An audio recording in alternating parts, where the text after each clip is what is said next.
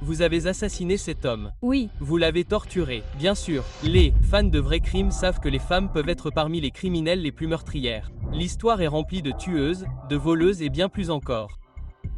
Ces femmes ont commis certains des crimes les plus notoires, laissant un impact durable sur la société. Certaines sont si dangereuses qu'elles doivent être étroitement surveillées pour éviter tout chaos supplémentaire.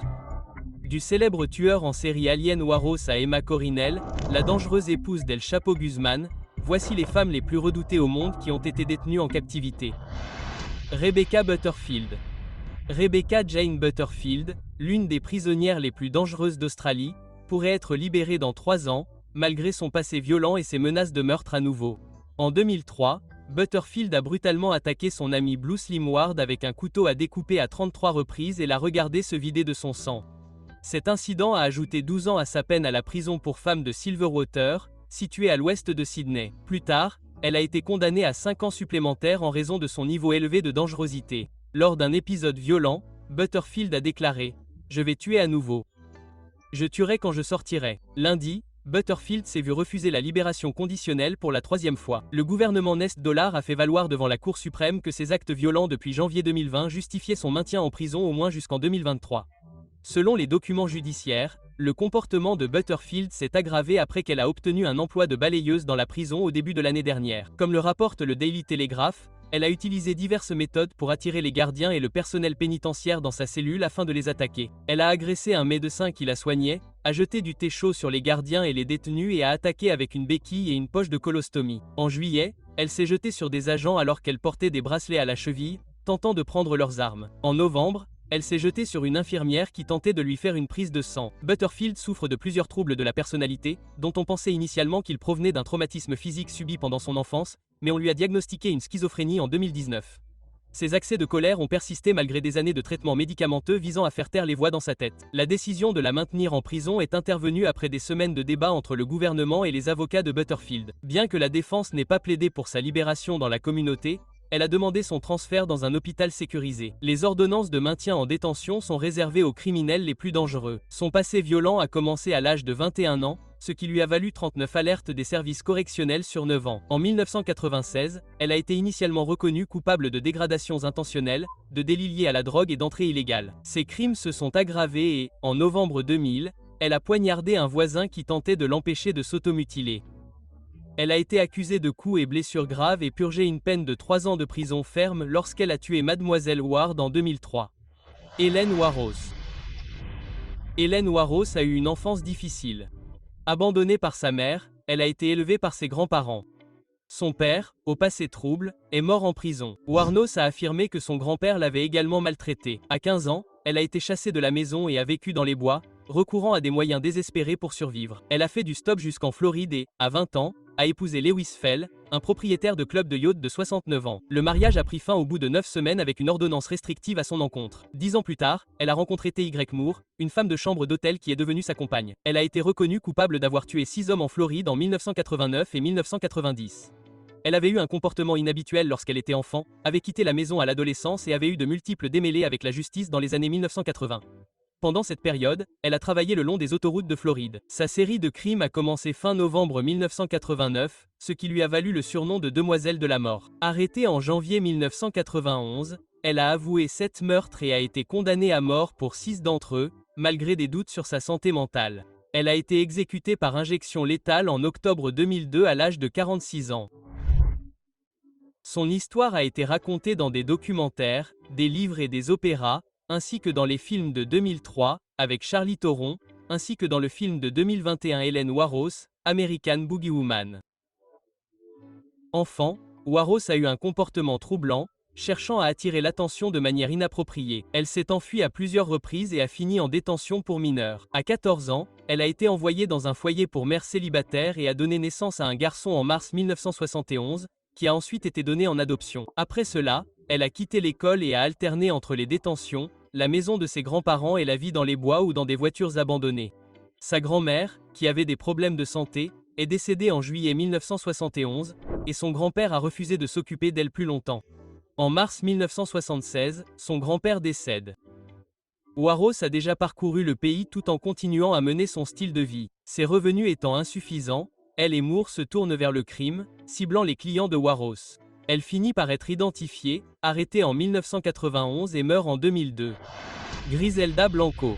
Griselda Blanco, connue sous le nom de la Madrina, la marraine, la patronne et la veuve noire, était une figure notoire du trafic de drogue en Colombie, au pouvoir pendant près de 5 décennies. Blanco était tristement célèbre pour ses méthodes innovantes de trafic de stupéfiants. Elle a même ouvert une usine de lingerie pour créer des sous-vêtements avec des poches cachées afin que les femmes puissent faire passer des marchandises en contrebande sans être détectées. Les autorités la considèrent comme responsable de centaines de morts, dont celle de ses 3 maris. Elle était si fière de son style de vie criminel qu'elle a donné à l'un de ses 4 fils le nom du gangster fictif Michael Corleone. L'ancien agent de la DEA Bob Palombo, qui a enquêté sur Blanco pendant des années, a déclaré en 2008 « Je ne pense pas que le fait qu'elle soit une femme essayant de prouver quelque chose ait quelque chose à voir avec son comportement violent. Je pense simplement que c'était inhérent à Griselda Blanco. Cela remonte à sa vie et à la façon dont elle a été élevée.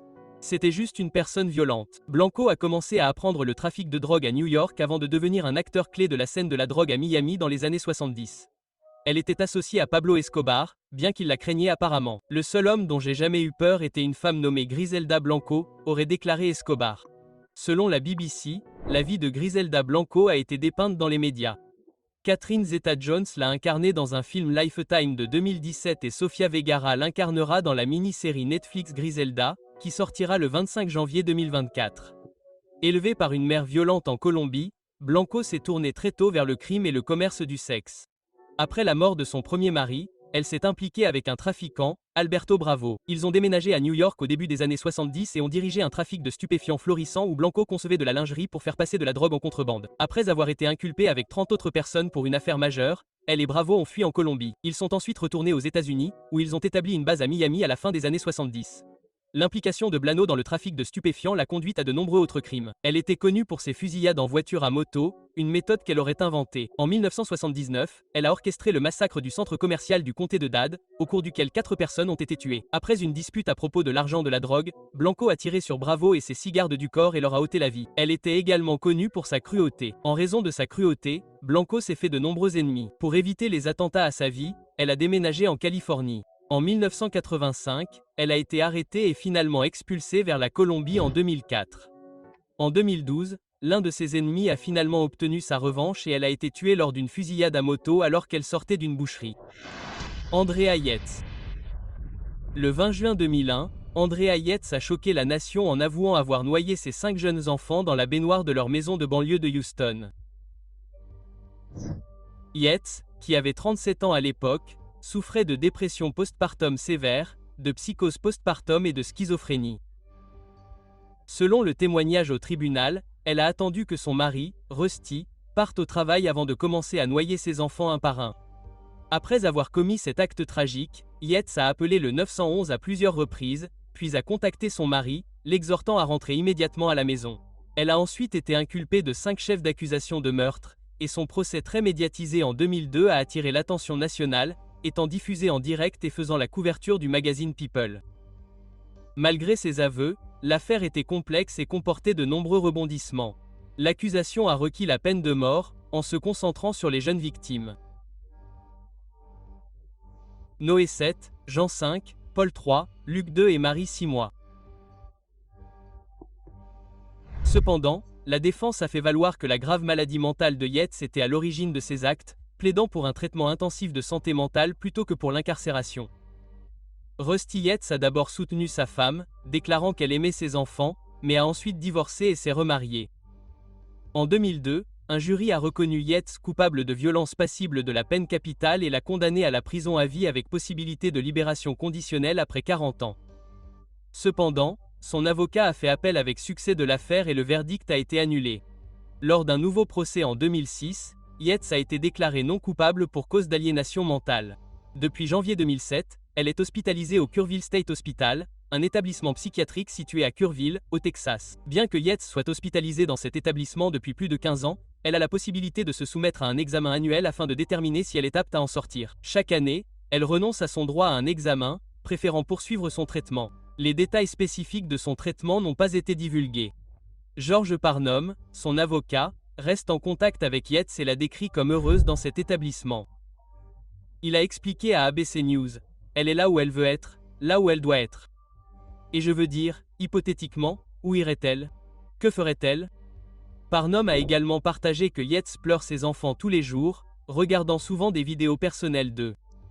Elle passe son temps à fabriquer des tabliers, des cartes et des cadeaux dans la salle de bricolage, qu'elle vend anonymement. Les recettes sont reversées au Yates Children Memorial Fund, créé par Parnum et sa femme Mary, pour soutenir la santé mentale des femmes, en particulier la santé mentale postpartum.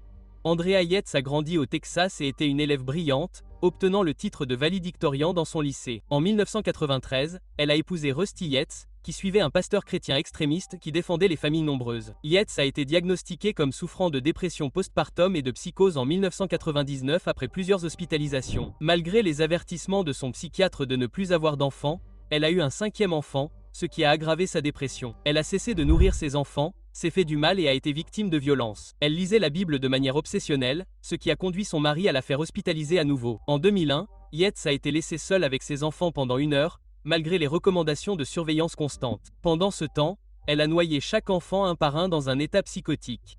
Par la suite, elle a appelé la police et son mari en disant « Il est temps ». Initialement reconnue coupable de meurtre au 1er degré et condamnée à la prison à vie, Yates a été déclarée non coupable pour cause de démence en 2006, ce qui a conduit à son internement à l'hôpital. Aujourd'hui âgée de 57 ans, Andrea Yates poursuit son traitement à l'hôpital d'État de Curville, où elle a choisi de rester, trouvant du réconfort dans sa routine quotidienne et dans les objets artisanaux qu'elle crée pour des œuvres caritatives. Patty Hearst. Patty Hearst, fille d'un riche éditeur de journaux en Californie, a été kidnappée le 4 février 1974 par la Symbion Liberation Army, SLA, un petit groupe de gauche américain. La SLA a exigé que la famille Hearst distribue pour $70 de nourriture à chaque personne dans le besoin de Santa Rosa à Los Angeles. Son père s'est exécuté en faisant don de $2 millions de nourriture. Insatisfaite, la SLA a exigé $6 millions supplémentaires, mais la famille Hearst a refusé de donner davantage à moins que Patty ne soit libérée. 2 mois plus tard, des caméras de surveillance ont filmé Patty Hearst en train de participer à un vol à main armée dans un magasin de San Francisco. Banque. Des bandes audio ont été révélées, révélant qu'elle avait rejoint la SLA et adopté le nom de Tanya. Elle a participé activement à leurs activités criminelles, y compris le braquage de banque du 15 avril, qui a fait la une des journaux. Elle a été vue en tenue révolutionnaire tenant une mitraillette. En mai, elle a aidé à libérer son ravisseur, Bill Harris, lors d'une confrontation avec des agents de sécurité dans un magasin d'articles de Spormel.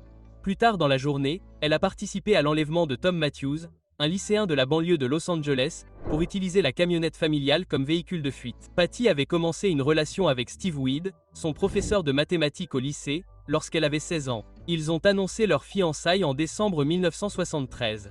Après son enlèvement, Weed a emménagé chez les parents de Hearst, mais est parti au bout de quelques semaines en raison des difficultés de la vie là-bas. Il a affirmé que Hearst en voulait à ses parents de contrôler sa vie. Malgré la défense de Weed selon laquelle Hearst avait subi un lavage de cerveau, les procureurs ont soutenu qu'elle avait volontairement rejoint la rébellion contre sa famille, citant sa propre cause. Cela a conduit à sa condamnation et à une peine de 7 ans de prison. En 1975, après 19 mois passés au sein de la SLA, Hearst a été capturée par le FBI. Elle a affirmé avoir été contrainte de participer aux activités de la SLA, mais le jury a été convaincu par les arguments de l'accusation et elle a été condamnée à 7 ans de prison.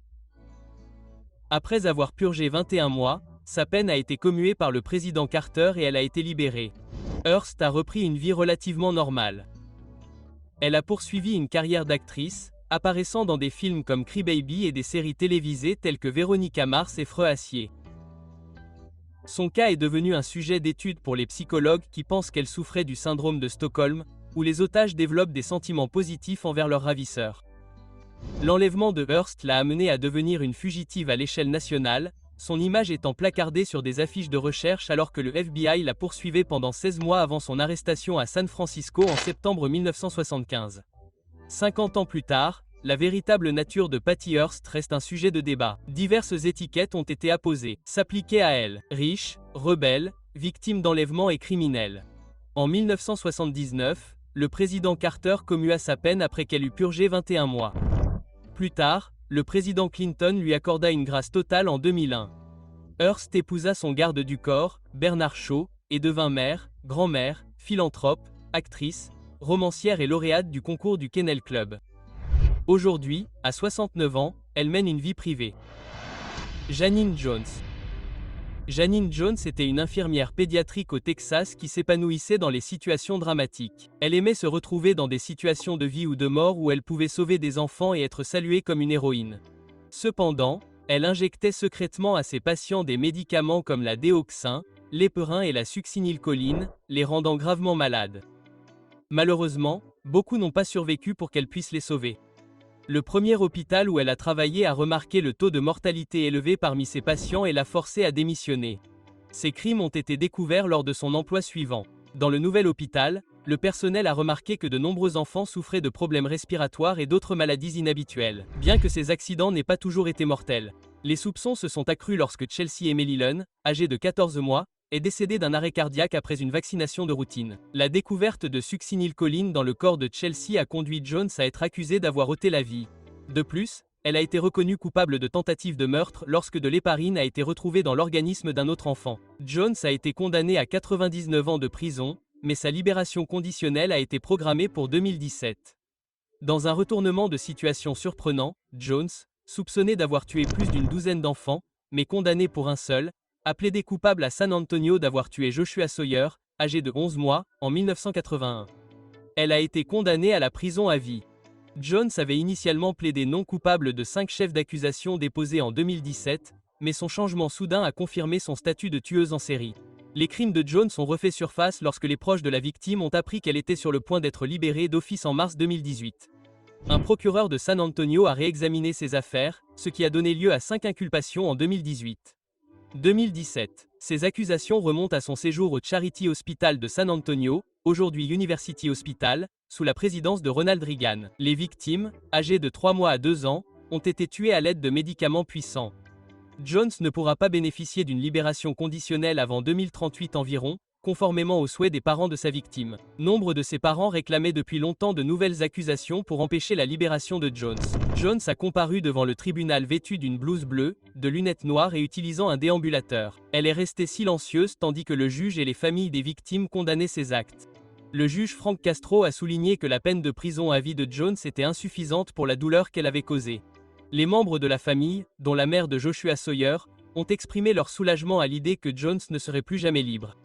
Pendant son séjour au Big Sur County Hospital au début des années 1980, l'équipe de Jones est devenue connue sous le nom d'équipe de la mort en raison des urgences et des décès fréquents. Malgré des enquêtes internes, l'hôpital n'a pas alerté les autorités et a plutôt recommandé Jones pour un autre emploi, où elle a continué ses activités meurtrières. Les crimes de Jones ont fait l'objet d'une nouvelle enquête, des décennies plus tard, ce qui a conduit à de nouvelles accusations de violence. Une campagne menée par la mère de Chelsea Emily Lunn, Petty Emily Lunn, et l'avocat Andy Cahan, a fait pression pour que ces accusations soient portées.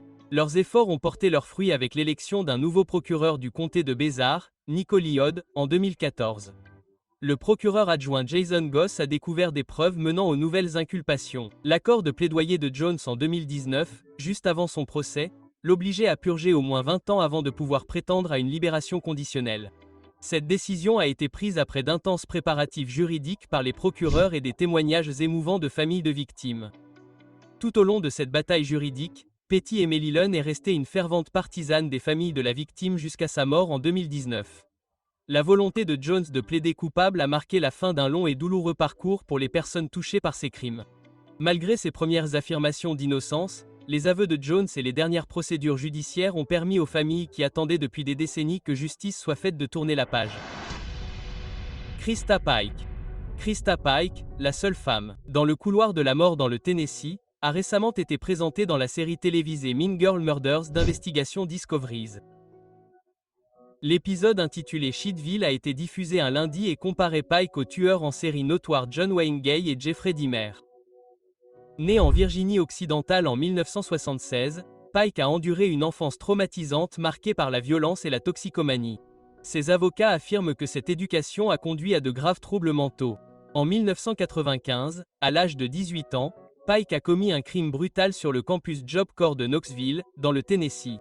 Elle a été reconnue coupable d'avoir tué Colin Slimer, âgé de 19 ans. Pike était étudiante au Knoxville Job Corps, un programme fédéral de formation professionnelle lorsqu'elle a tué Slimer. Pike, Shadala Peterson et Daryl Sheep, tous étudiants du Job Corps, ont attiré Slur dans une zone reculée du campus agricole de l'Université du Tennessee le 12 janvier 1995. Pike, qui sortait avec Chip, pensait que Summer essayait de la tuer. Voler son petit ami. Le groupe a ensuite torturé et tué Elmure, Pike lui prenant un morceau de crâne et gravant un pentagramme sur la poitrine. Pike a avoué le crime et a été reconnu coupable de meurtre au premier degré et de complot en vue de commettre des violences le 22 mars 1996. Elle a été condamnée à mort par électrocution le 30 mars 1996. Si elle était exécutée, Pike serait la première femme mise à mort dans le Tennessee depuis plus de 200 ans. Shadala Peterson est devenue témoin à charge et a plaidé coupable de complicité après coup, ce qui lui a valu une peine de 6 ans de probation. Tadar Chip a été reconnu coupable de meurtre au premier degré et de complot en vue de commettre des violences et a été condamné à la prison à vie. Chip pourra bénéficier d'une libération conditionnelle en 2026. Pike est dans le couloir de la mort du centre de réadaptation Deborah K. Johnson à Nashville depuis sa condamnation. Alors qu'elle était en prison en 2001, Pike a tenté de tuer une autre détenue, Patricia Jones, en l'étranglant avec un lacet de chaussure. Elle a été reconnue coupable de tentative de meurtre. Exécution en 2004. Malgré ses nombreux recours, Pike n'a pas été exécuté. Son dernier recours a été rejeté en octobre 2023. La mère de Colin Smer, May Martinez, a demandé à plusieurs reprises l'exécution de Pike. Martinez a révélé que le morceau de crâne de sa fille prélevé par Pike est toujours détenu par l'État. Pike a depuis affirmé qu'elle traversait une crise de santé mentale aiguë à l'époque. Une psychologue a déclaré au Nashville, Tennessean qu'elle pensait que Pike n'était pas en contact avec la réalité. Pike a également intenté une action en justice au niveau fédéral, arguant qu'elle est de fait en isolement car elle est la seule femme dans le couloir de la mort, car les personnes condamnées à mort sont séparées des autres détenus. Pike est la seule femme dans le couloir de la mort du Tennessee depuis 2010, suite à la commutation de la peine de mort de Gail Owen par le gouverneur de l'époque, Phil Bredesen. Owens est décédé plus tard cette année-là. Tout au long de son incarcération, Pike a maintenu que son état mental au moment du crime était gravement compromis. Malgré ses réclamations et ses recours, elle reste dans le couloir de la mort, en attendant la décision de la Cour suprême. Issue de son affaire, la situation de Pike continue d'attirer l'attention et de susciter la controverse, comme l'a souligné son récent article sur Mean Girl Murders. Emma Coronel Iceburo, l'épouse du baron de la drogue mexicain Joaquín El Chapo Guzmán Loera, a été libérée de prison le 13 septembre 2023. Elle avait été condamnée à 3 ans de prison en 2021 pour son implication dans les activités criminelles de son mari. En 2021, le ministère américain de la Justice a désigné Corel Iceburo, 34 ans, comme co-conspirateur dans les opérations du cartel de Sinaloa entre 2011 et 2017. Le ministère a révélé que Corel Iceburo, une citoyenne américano-mexicaine, avait joué un rôle dans l'évasion de Guzmán Loera d'une prison mexicaine le 11 juillet 2015. Elle a acheté une propriété près de la prison et a fourni à Guzmán Loera une montre contenant un dispositif de suivi GPS. Cela a permis au co-conspirateur de creuser un tunnel entre la propriété et sa cellule. Guzmán Loera a ensuite été arrêté, capturé et condamné à perpétuité dans une prison américaine en 2019. La colonel Iceburo a été placée en détention en février 2021 pour trafic international de drogue. En juin de la même année, elle a plaidé coupable de 3 chefs d'accusation, complot en vue de distribuer de l'héroïne, de la cocaïne, de la marijuana et de la méthamphétamine, complot en vue de blanchir de l'argent et participation à des transactions avec son mari. Son avocat, Jeffrey Lickman, a déclaré que la colonel Iceburo était soulagée de tourner la page de ce chapitre de sa vie. Elle ne s'attendait pas à être arrêtée après la condamnation à perpétuité de son mari. En novembre 2021, elle a été condamnée à 3 ans de prison, une peine plus légère que les 4 ans requis par les procureurs. Le juge a pris en compte son absence de casier judiciaire et son rôle minime dans le cartel. Dans le cadre de son accord de plaidoyer, la colonel Iceburo a perdu près de 1,5 million de dollars de gains illicites provenant des activités de Guzmán Loera. Ancienne reine de beauté, elle avait épousé Guzmán Loera à l'âge de 18 ans. À sa libération, un porte-parole du Bureau fédéral des prisons a confirmé que le colonel Iceburo n'était plus en détention. Son avocat, Jeffrey Lickman, a refusé de commenter sa libération. Lors de sa condamnation en 2021, le colonel Iceburo a exprimé des remords et a demandé pardon. Son cas a mis en évidence la dynamique complexe de son implication dans le cartel, équilibrant son rôle minime avec l'impact significatif de ses actions pour faciliter l'évasion de Guzmán Loera. Malgré sa libération, les conséquences de son implication dans le cartel continuent de résonner, reflétant les implications plus larges des activités criminelles de Guzmán Loera et leur impact sur son entourage. Nous espérons que vous avez apprécié cette vidéo. Restez à l'écoute pour la prochaine.